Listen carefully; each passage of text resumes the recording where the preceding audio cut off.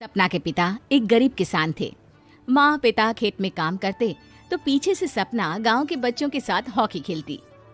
एक दिन शाम को सारा दिन खेलती रहती है, ये नहीं कि छोटे भाई को संभाले। माँ पता है, मैंने आज हॉकी में पास के गांव के लड़कों की टीम को हरा दिया। अरे वाह वाह मेरी बेटी, शाबाश, ये लेकर रुपया, जा जाकर टॉफी खा ले। सपना खुशी से पिता के गले लग जाती है और बाहर चली जाती है। अरे तुम इसको बिगाड़ रहे हो, मैं ना इसकी शादी ही करा दूंगी। ऐसा कैसे शादी करा देगी? हाँ, अभी तो उम्र खेलने की है।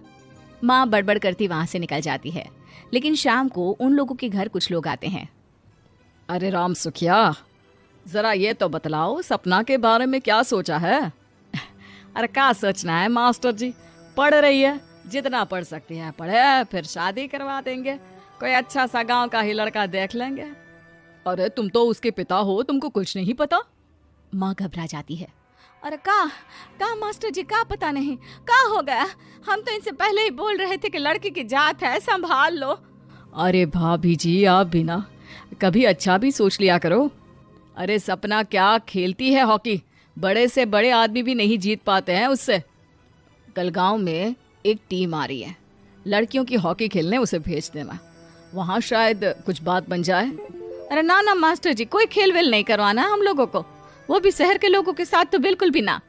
शहर के लोगों को ना कोई भरोसा नहीं होता मास्टर जी। अरे कैसी बात कर रही हो सपना की माँ, बुरा आदमी तो हर जगह मिल जाएगा, उसके लिए शहर का और गांव का। हाँ हाँ मास्टर जी, हम लोग तैयार हैं, कल आ जाएगी सपना वक्त से। माँ के लाख मना करने पर भी पिता सपना को हॉकी टीम के लिए भेज देते हैं।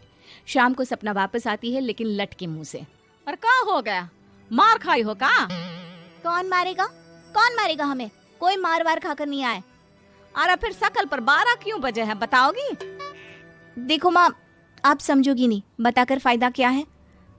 अरे बिटिया रानी, हम तो समझेंगे ना, हमें ही बता दे। सपना पापा के गले लग जाती है। पापा, मैं ना सिलेक्ट हो गई हूँ भारत की हॉकी टीम में खेलने के लिए। अरे वाह, ये तो बहुत ही खुशी की बात है मेरे बच्चे। फिर मेरी गुड़िया काहे परेशान है? पापा, मुझे दिल्ली जाना पड़ेगा आगे की प्रैक्टिस के लिए। माँ जो सारी बात सुन रही होती है, जोर से चिल्लाती है। एक पैसा नहीं है मेरे पास, समझे? कुछ नहीं दूंगी। शादी के लिए लड़का फाइनल भी कर दिया है, कल्ले का बेटा, वो शादी कर लेगा तुमसे। सपना पिता की ओर देखती है। अरे देख सपना, खेलने दिल्ली जाना है तो सिर्फ इसी शर्त पे कि आकर कल्ले से बेटे से चुपचाप शादी कर लेगी, बोल।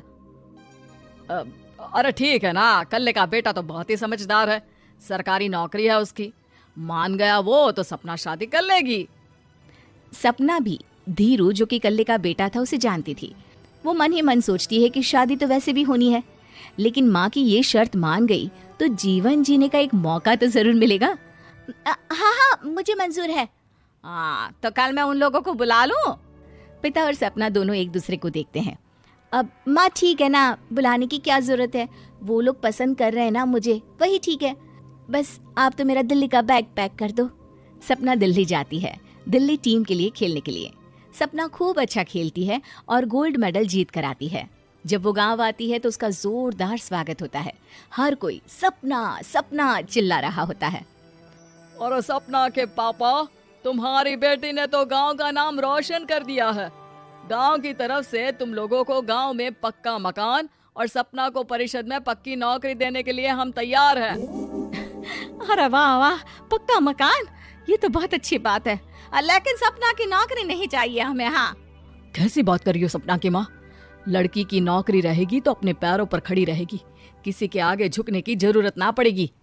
अरे चुप रहो, हम तो नौकरी ना करते हैं, पर मजाल है कि किसी के आगे झुके हो। ना ना, हमारी बेटी नौकरी नहीं करेगी। पिता लाख समझाते हैं, लेकिन माँ नहीं मानती। और फिर वो दिन भी आ जाता है जब सपना को अपने कहे अनुसार लड़के से शादी भी करनी पड़ती है, ससुराल में।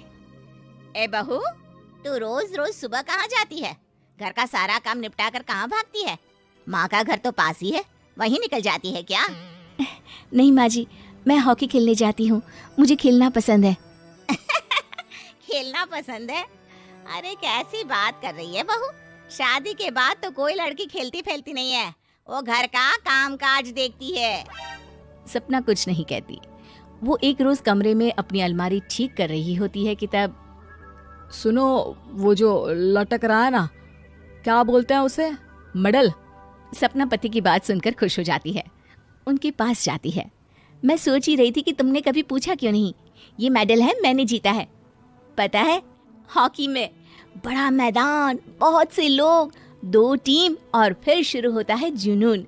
पता है, लगता है जैसे बस जिंदगी यही है, खेलते रहो, भागते रहो, दौड़ते रहो और लक्ष्य को पालो। सुनो ना, मैं ना भारतीय टीम के लिए खेलना चाहती हूँ। माँ, ए माँ, यहाँ तो आ जरा। सपना हैरान हो जाती है कि ये क्या हो गया, पति अचानक से माँ को क्यों बुला रहा है। हाँ बेटा, क्या क्या हो गया? काहे गला फाड़ रहे हो? माँ, ये सपना क्या कह रही है? अरे बीवी तो बोलती ही रहती है बेटा, लेकिन क्या हो गया, चिल्ला क्यों रहे हो? ऐसा क्या बोल दिया इसने? माँ ये बोल रही है कि इसको खेलना है भारतीय टीम के लिए।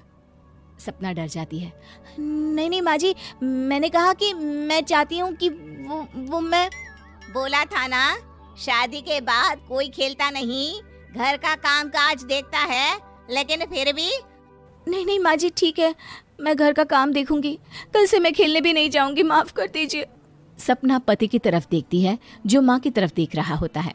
उसे गुस्सा तो आता है, लेकिन करती भी तो क्या, सास के सामने कैसे पति की क्लास लगाती।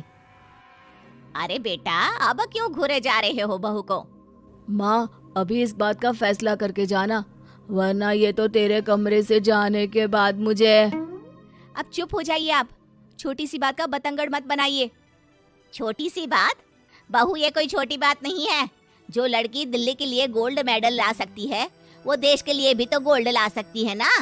हम लोगों को किसी चीज की कमी नहीं है बहू। घर का काम तो कोई भी कर लेगा, लेकिन देश का नाम रोशन करने के लिए सपना चाहिए। जा बहू, तेरी ट्रेनिंग का सारा इंतजाम तेरे पति ने कर दिया है। जा खेल और देश का नाम रोशन कर। सपना की आंख में आंसू आ जाते हैं। वो सोचती है कि बेटियों को मायके के साथ अगर ससुराल में भी सहयोग मिले तो ऐसा कोई काम नहीं जो वो नहीं कर सकती है।